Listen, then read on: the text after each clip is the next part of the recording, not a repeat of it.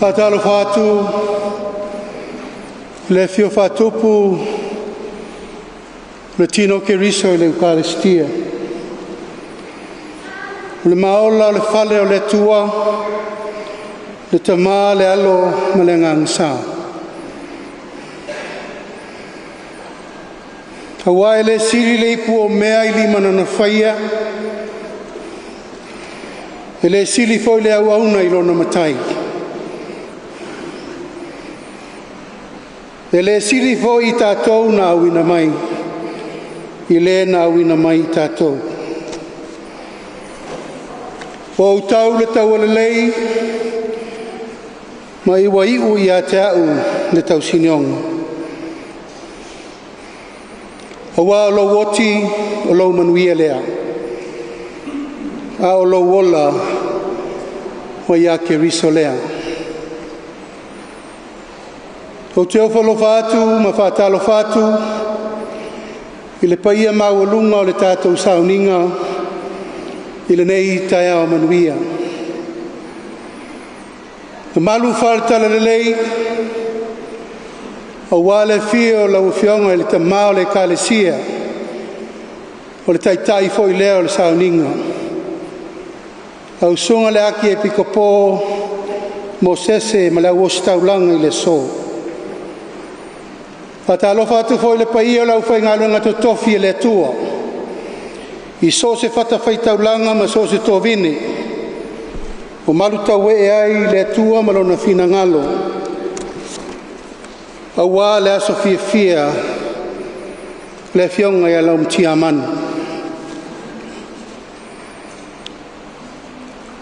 O paia o ni walama ma fausanga si ulepa mo na tua tonga mau mo na tua ma to fa poi vangana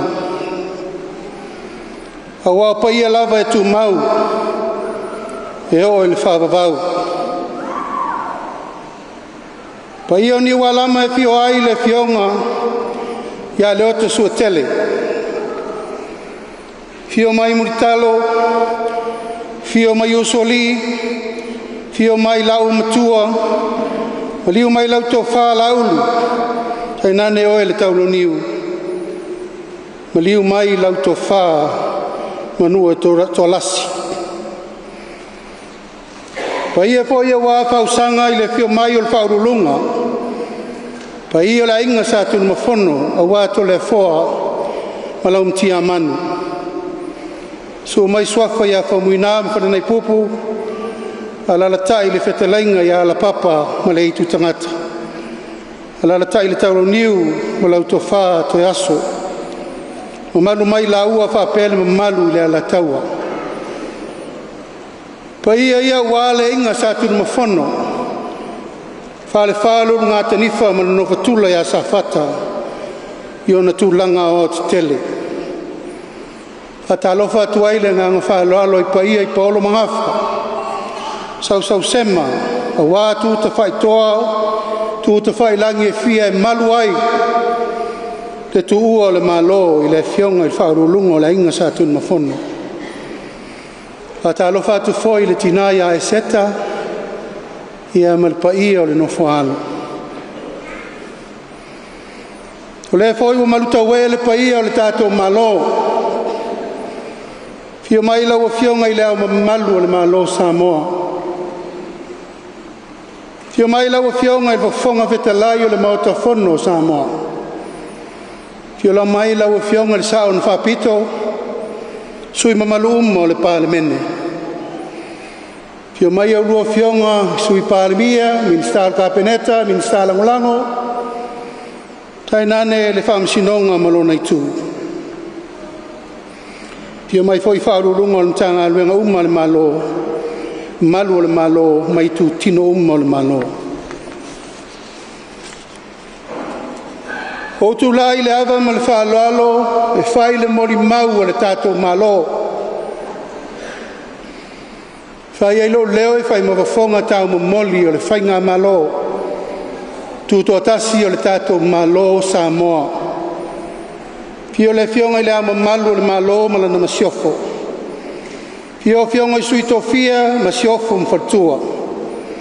Fionga le fong ftelai sui mamalu al palemene. Fio fionga sui PALEMIA minsta lango ma le ofisa o whamsinonga. Tai nane i tūtino uma o le pūlenga o le MALŌ. E mamori atu ai mo ngā lofa ma toe sa afia finga o no le tautua MALŌ. O le fionga ia Honourable Laumatiamanu Ringo Mathew Purcell.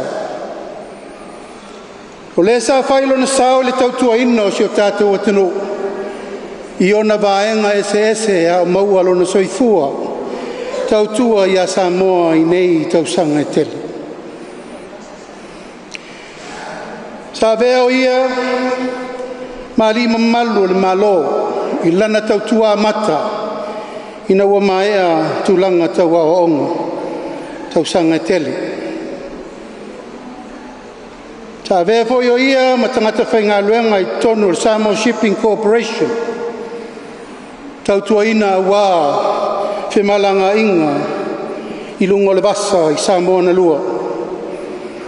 Sa vea fo ia matangata leo advisor te tonu le wafa ma MALŌ ma le MALŌ Japani. I le tausanga lua afe lua sifur martasi. Sa si ia ilo na ao e tau wā i whainga whirwhilinga le atunu. A vea ia o se tasi o sui whawai o le ainga o le whatua tua i le tua SAMOA o tasi. Na se fulu tasi iai pou o le whilinga o pou whetalai ia o le atunu. Ma sa vea i o ia o sui o le ala taua ma le whale tua masanga e se fulu tasi iai mātou. No e le stala le vaenga whai lua afe lua sfuru. Tātou tu ai i le whainga MALŌ mo le whātau sanga. Lua afe lusu tasi i le lua afe lusu lima. Sa whātau tō ia le palemene i le aso sfuru whā te sema. Lua afe lua sutasi ina ua toe pale mai. Ma manuia lana tau mawhainga i whainga palota laiti. Sa vea i o ia masui o le komiti whapitoa o tupe, ma tupe totongi, ma tupe whaalu o le tātou MALŌ. Mai le aso sfurwha te sema lua afe lua sutasi i le aso tolu sfulo iuni lua afe lua sutolu. Sa vevo ia masui o le komiti whapitoa i loilo ina mta upu whapitoa i tonu o le palemene. Mai le aso mua Februari lua afe lua sulua se e pa ia lusu fitu masino me lua afe lua sfuru male lima. Ta veo ia ma minista lango nta ngā luenga te tele, ngā luenga awala work and infrastructure al tātou MALŌ. Mai le aso lus furu valu iuni lua afe lusu lua, se i o le aso sfuru lua se tema lua afe lusu tolu. Lua afe lusu tolu, lua afe lusu lima, na whirwhiri hai o ia. E a vea maurua i minista o le mtanga luenga o tā longa ma le whiwhia o tangata i lalo le fionga le te maitai PALEMIA i a whia me Naomi ma tā awha. Ma o ia foi o le urua i minista talu o na whatuina le mtanga luenga o tā longa ma le whiwhia o tangata i na wawaiwaina ma le mtanga luenga o aonga.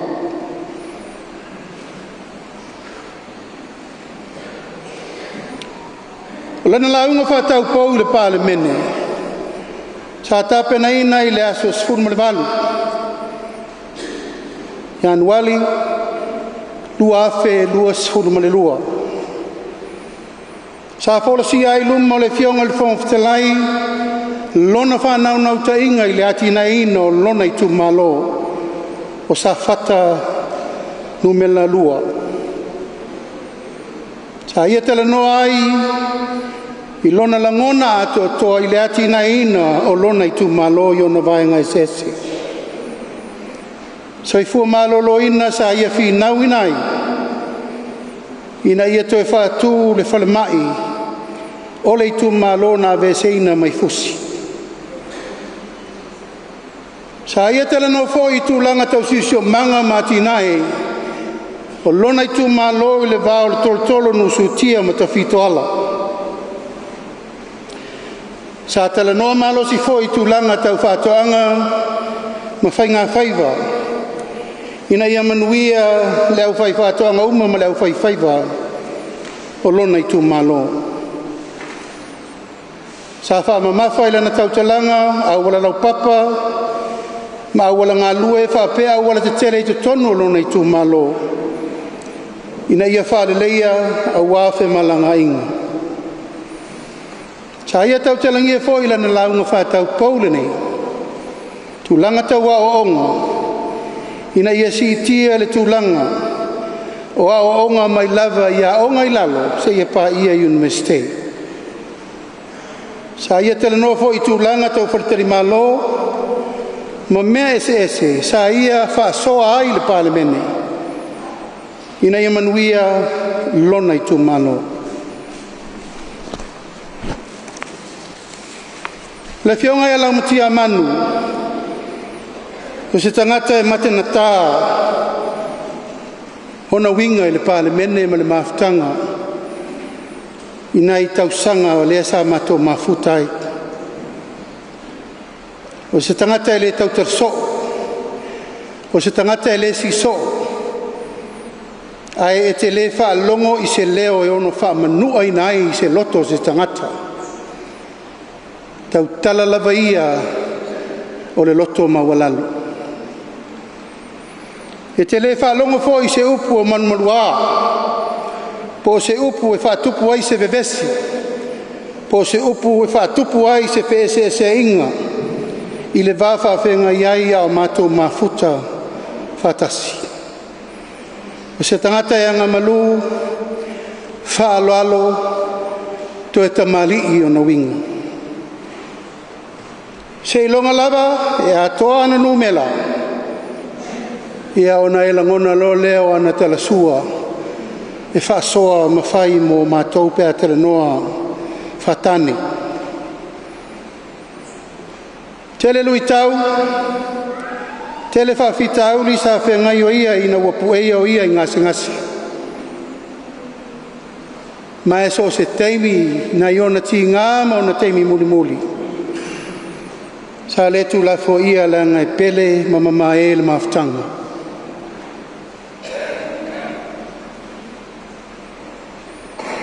Sa maa wai whatasi ma kolisi malisi. Le aonga malisi muli vai. Tasiva fitus fulu le tasiva valus fulu. Se fulu tausanga o mai ai kolisi. Mai ai le aonga muli vai malisi. Valus utasi le tasiva valurima sa mavatasi ai kolisi. Sangata Iosefo. Se fulu lima tausanga le ola o ina ia aonga. Ma ua lava le taimi ma futai.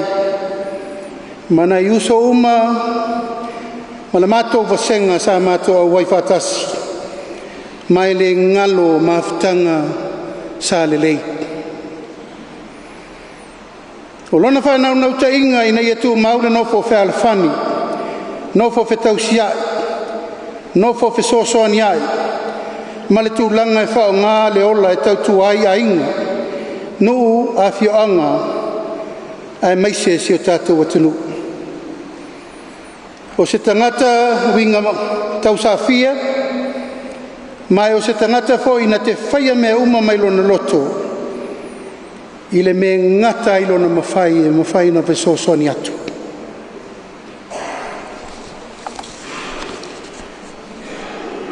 Whai ngā whiriwhiringa no manei le lua afe lua sifuru mani lima. Na sui ai lana vaenga whau whai mai le whātua tua i le atua sa mau tasi. E ave ai o ia masui o le Samoa ua poto. Ma o le lava ua iuai lona soifua au aunga.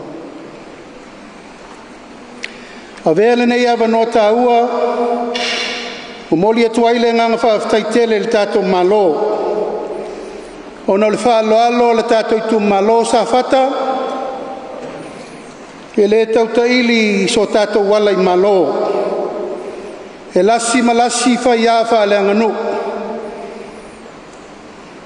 O le ainga sa tuni mafono, tolu ia ainga tausia le Afioga i le au mamalu o le MALŌ. Anatu o le ala fo i leo le whaamalolo mai o le tuia ana i le so. A o lautou pule ma lautou whaaloalo no tau tofi ai. Le Afioga i a Honourable Laumatiamanu Ringo Purcell e tau tua le tunu. Wai longa lautou sao i a manuvao a wā upu whai o MALŌ. Ma e la tustusia i tala whaasolopito o le palemene ma le MALŌ.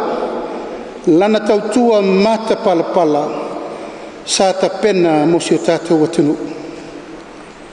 Amuia lea uauna e maua mai e lona matai a o loo ngalue pe ia. Ua MALŌ le tōwha, ua MALŌ le whauta i paolo mangafa mainga e meise o nei tūtau langi e fia sa autou tāpua ia lona alo whaiva. Ia i lea tua pea lona vi inga. A ia maua se ai ma le manuia o le itu MALŌ o ona ainga.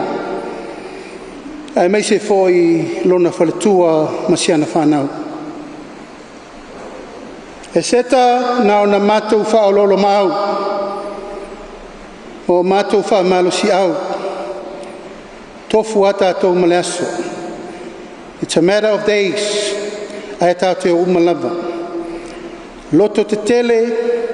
Ma i autou loa le whaavaa na whaatatia Laumatiamanu mo le atunu o lona loto fo i lea mo lona whatu mo autou ma le ainga. Tātou te talo i le atua. Ma ua sono nofo anga mau ma ia tātou whailoa i se aso. O le whaalo muli ma le whaaloalo le tātou MALŌ. Wa afio mai ai matala mai ao i le MALŌ i le so. E tala le tanga vai o le MALŌ Samoa. Ma o mai e li i mamalu o le MALŌ e fatalo na sa. So soani tau tupe ma le tonga na tatala tau ia o se meilo ngai le whaaloalo. Ono le au auna sa tau tua ma le whamaoni mosi o tātou atunu. O le tatalo, pa u se toa, tu lai nisi toa se tele o sa whata, e tau avela na ngā luenga ma le whatu na ia toto. Ina ia manuia, le tu MALŌ, le kālesia, le nuu ma le atunu. Ia manuia le tātou walo atu i toe Sauniga, le Afioga, ia Honourable Laumatiamanu Ringo Mathew Purcell. Manuia le tātou tapo inga le nei tai au, mo le vi inga o le tua, soifua, ma i manuia. Ia Maria ia te oe upu o lo ngutu, ma mahau faunga o lo lotu. Ie o vai, lo papa, ma le na te tongi o la ina au. O te malo si pea o mauti noa, ua e whaatasi mai. E mua na o whaatu lou. I le Eucharistia, e le nofo whaatupu ai o le tatawali i whaola. Whaatu lou fo i le taitai i le Sauniga. Whaatilo fo i la wafionga le au malu MALŌ. La wafionga al PALEMIA, le kapeneta. Sui fai kule o tato palemeni. Ai meiser, o le au fai ngā renga pa ia wa tato whaatasi nei tu la le aso. Te whaatulo wa te fo i le pa ia o le potakutonga wa saunei. I matanga ruenga taitasi umaru o le MALŌ ua mawhai o na tātou whaatasi. Ma MOLIMAU wina le aso fia o le osi au mana mea e tō atasi. Whātulau foi, i wō mau mea mai, ua mawhai o na tātou whaatasi. O pa ia wa ta oto Samoa, wa Samoa o le atinu wa umo na aisa. Pe o iai sautala, pe le o iai, e le mawhai o na suia lama. Ai whawhitai mo le neia vanua wha aulu. O le amawhai o na tau whawhifonga ai. I sina talatalanga pupu, i le mamawhitanga mala pele. Na mawhai poipo malamtia le aso luas fulu tolu o Setema, i le tasi iwa walu iwa. I nei le madu pa ia le nei o angel tausi. O le mamawhitanga malamatia ua fasi fulu tausanga. Whātausanga o le whaamasani, whaataitai, ai tolu sifulu ono tausanga i le whapa iaina. O se mafutanga ua loa, ua umi, ma o te irua, i leto i masa visalo lau. O Laumatia o se tamba, na ona whaafai leina se whanau to i titi lava, wana o le to se fulu. O lona nau tainga, ia o la malolosi, o la fiafia, o la popoto, o la tambai, ai whaasirisiri ai, ia o la ava, ma o la matatau i le ali. O Laumatia o se whamanuianga i a te au mai whanau, ai maise le a inga atua, le nuu male e ka le sia. Wa atoa uma i ai whamanuianga le ali. Na ia whamanuia i se whanau te atele. Ia tutupu ma ia ulu lola. Peo na tau MOLIMAU wina. To a se fulu whanau, to a se fulu tolu ia grandchildren. O se whamanuianga tele ia.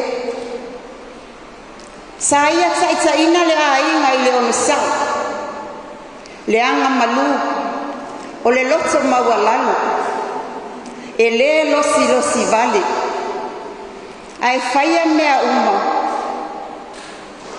I le alofa. Ia pei ona mali e fo i MOLIMAU. I talatalanga uma le soifuanga whaale au na ngā lue o Laumatia.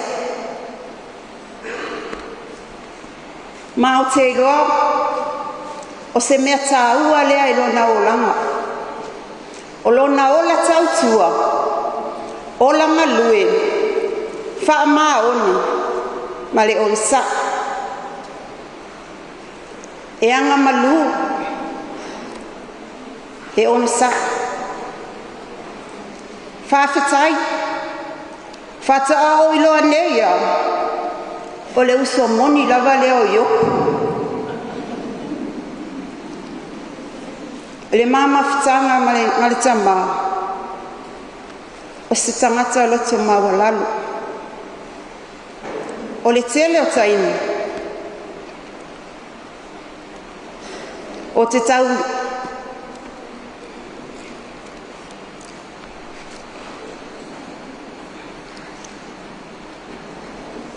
e tau au ai ana usuia le whawai o le maainga. Wa tau au ina pule au le sitaimi. Ai tina ia le sitaimi. Ai ona winga loto mawalalu. Lona whapalipale ma lona onsa. O Laumatia o se tangata i fia le musika. E avea musika mawaila au. Ia te ia i le taimeo pe ai ai se mea i loa taututa ia ai le fōlaunga. O le musika e pei e momoli ia te ia. o se tala lelei. A ita ua kire musika. A iai se mea e fia fia ai. Whaungare musika. A o foi na moli mai ona lo whaanga ia au. Whaungare musika. Wa atiri ai on ka fall in love iai le. Ia Laumatiamanu. Ai whawhetai. Whawhetai wa mai ele ali se tamai finau. Ele whalangolango se tas. E ngalu e lava mo lumana i ona whanau. Ai meisele a inga ne nuu male e kalesia. E peia na mali e fo i inisio. I lato MOLIMAU a mata mai lava i family service. O Laumatia o se tangata e anga mali e. E whainga tā o na tau mate o na winga. Po o ita, po o fia fia. O le mama fitanga, e se le whainga tā. Ai ei se mea e le fia fia i Laumatia ia. E o te ilua lele i lava. O tae au umai whai whaatasi le MALŌ. Le lotu whaafitai. Ai o te ilua lele i lava o ei se mea wa le fia fia i Laumatia. O te nofo mai lunga, ai whai mai. Wa umala o lotu. Ia nau whaapea tulai. Oi, ia oa foi nā mea i le whanua. Ao langtala leo. Sa tu lava o i pepi ia madiela umoe e alu ai le ngaluenga. Ao Laumatia foi. E tele ana SAUNOA mai whaapea i atia. Ana o pule le nupi wha. Wa leva na o tulia oe. Whai o le tuai o la usu. Toi titi aso umai te tuai e le ngaluenga. O na winga ia maali e le mwhai o na whaangaloina. E le o se tangata e MALŌ so na leo e le maa mawhitanga. O te whawhetai ai i le ali. Ua ia au maia se toa lua e loto maua lalo. E anga malu e on sai. Ia o le pai ai o tato potuputonga. Ona taimi muli. The last 2 weeks o langa a ele isola. Sa iai ala na saunoanga whapea. A o mua e whai sauto o lua. O whai atu. O le mea le nā e le iloa. E te ua tali atu. Ai ese le mea e anga iai. Pai mai. Ai ala oe. Ia na ufai ai. O le mea te tau. O le mea te tau. Na pau a leo lea. A oi la tau malava na whalawe lawe la unofua inga. O te lea i atu la i ai. Ia pe o na winga ia maadie. O le tangata o le matua ianga maadie lava e whaangalo ngata. Ai whawhetai ai lea li. Ilona ola au auna. Ilona ola tautua. Ai maisere ngā luenga o le atua. O lea wa ai nei lau whanau. Laumatiamanu. Ai talo whai. Ua e sola. Ai lei umana wha o ngarta whanau to atele. Ai aluia oe. O loo iai lo tato no umoni. O te whawhetai a te oe, wa e malanga. O se fia sili lo nei tangata. Ua e sola, a ua e talia Yesu e a vea mau whaoletanga. O se mitanga sili le nā i le mamawhtanga. Ua alu a tā pena. Ua lewa na whai miti ua wala au mailo na matai e alu atu loa. Pei o le mea nai, e malosi ai lo lotu. O na wau mauti noa, e le o se tatou nuu nei. O lo o iai le tatou nuu moni. Pei o se talatala atu le nānu, ale tina o le nei ai. Ai tā ofi nisi mea, o na olo whaatali le tato Sauniga o le taimi. Ai whaafetai tele lava, o i lato uma lava nanga le leia Laumatiamanu, a o whea ngai o ia mangasingasi. O sina i puwaina e asuina mo ia, o lau pule lea whaafetai. Whaafetai le tato MALŌ, i au ala fo na mawhai ai ona si i mai atu o ia i atu nu mamau. Whaafetai tele to wanga le lei.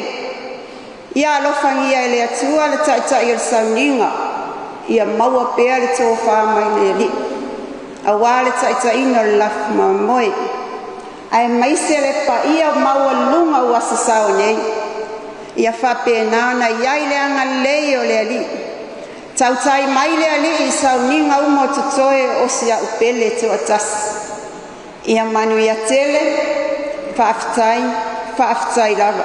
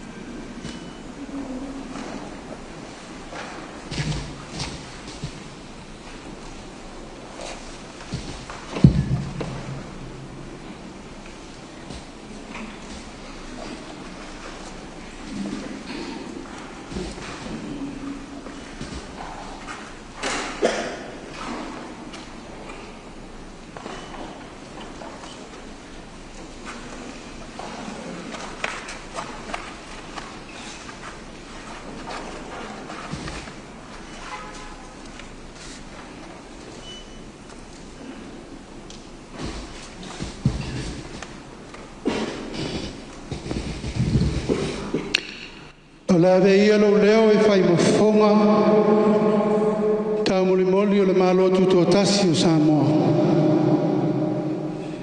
Fio lana fionga i le ama malu o le MALŌ.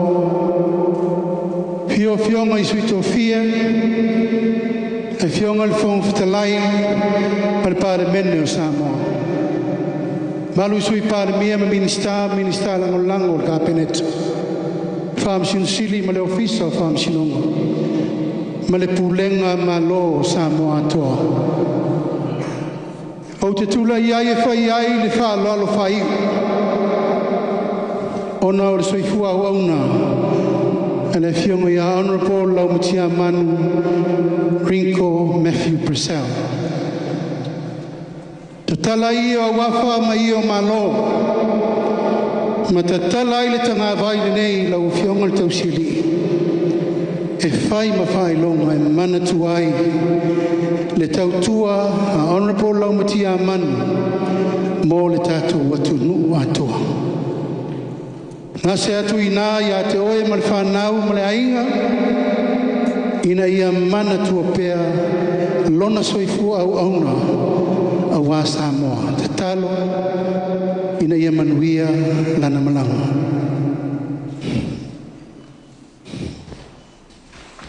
I le suafa man MALŌ o Yesu o te talia aloa i ai le tanga vai o Samoa. E whai lea ma wha manatunga. Wā se tautua wā mana ia le tatou MALŌ Samoa. O le asana tautua wa le lava. Wa le au au. I alo whangia ma wha maangalo tautua le tamao le ainga. O le a o tausi le lei le tanga vai. Ma o wha pele pele ai. I le tanga vai o le MALŌ Samoa. Paia ma le wha alo alo lava.